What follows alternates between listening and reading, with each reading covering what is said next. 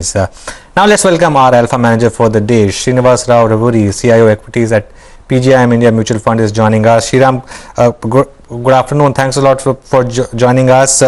Now, Srinivas, it's been a strong market in the, banking space over the last 2 or 3 months. But do you think it's only because it's correcting the underperformance, or is the market sensing something big in financials? I think they are sensing something interesting in financials also after the underperformance that we've seen in the, let's say, last 8 months. I think there are clear signs that economy is reviving faster than what everyone was expecting. And this along the way, the fact that the banks have underperformed, and also I think most institutional investors are underweight versus the benchmark weight, is what led to the kind of rally that we've seen in the last 1 month, I would say, Anuj. Okay, so got that point. Now, the other space which has seen a big rally, of course, is the IT space. That's been the clear leader along with pharma this year. You think that can continue to eke out outperformance? I think what is changed for IT is clearly the structural growth story, that everybody was doubting, let's say about a year back. People were worried about incremental share, whether it will come to India or whether we'll see a growth. Whereas I think last 6 months have clearly proved that there is a long way to go. And I think whether it is the Indian companies or global companies, IT companies are clearly seeing a very, very strong traction in demand due to this COVID. So I think a macro driver has been very, very favorable to this IT sector. And two, also I think that skepticism has now replaced by the optimism for the IT companies. And third, I think these are clearly among the best run in terms of governance, in terms of return ratios, in terms of cash flows. And even in the last 2 quarters, let's say especially first quarter, when the entire corporate India economy was in a bad shape, we've seen these companies reporting a very, very resilient numbers. I think all this led to a much higher comfort on IT sector per se for the investors.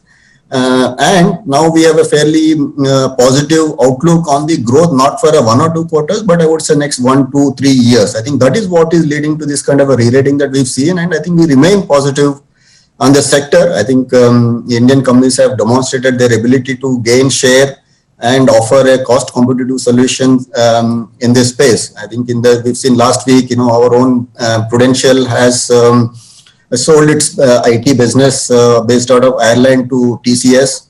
So I think Indian companies are clearly gaining share across the world.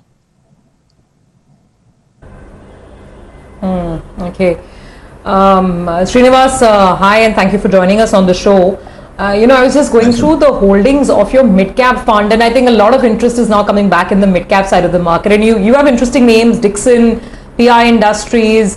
Then there is, Voltas, Whirlpool. So in terms of themes, tell us, what are you most optimistic on? Is it specialty chemicals? Is it this PLI scheme related plays? What's top of mind? So, Subhi, I think what we've been positive, I would say, are 2 themes essentially. One is the pharma and specialty chemical space, which is, I would say, outsourcing and a secular growth. Pharma is a secular growth story and then beneficiary of what we are seeing in terms of health crisis.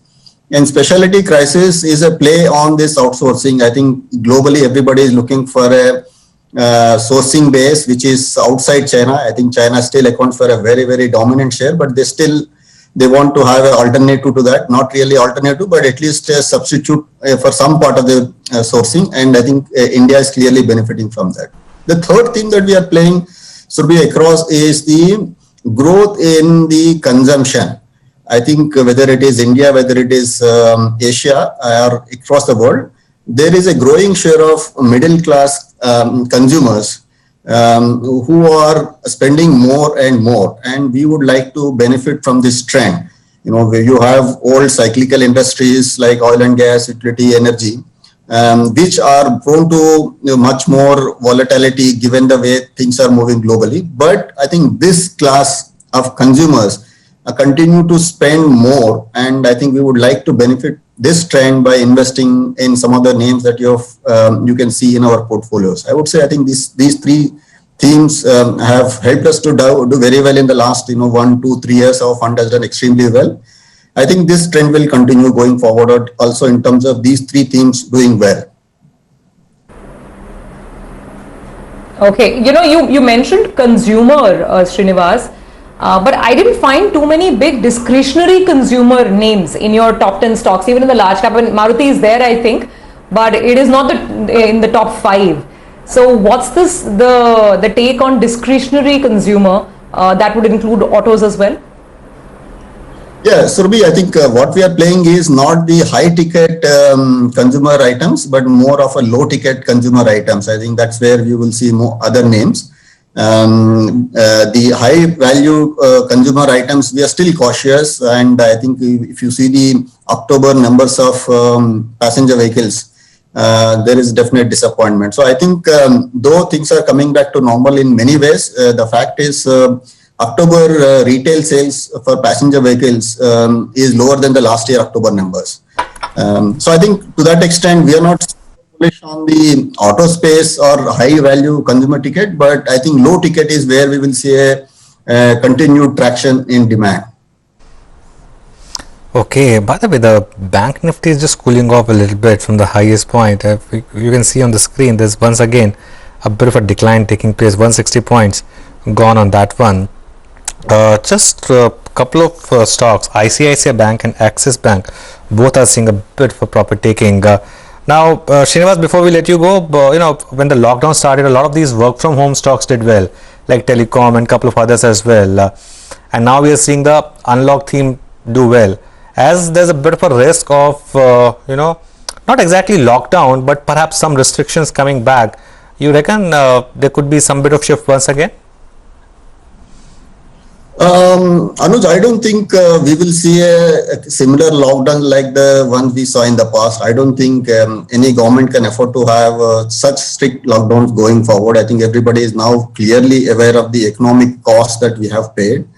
So I don't think we will see that lockdown. And number two, see, the telecom is more of a structural story, and in terms of pricing getting better from where we are in terms of ARPU, from 105 rupees to we are about 120 rupees now, and everybody is talking about this going to 200, whether it is in 2 years or 3 years, but direction is very clear.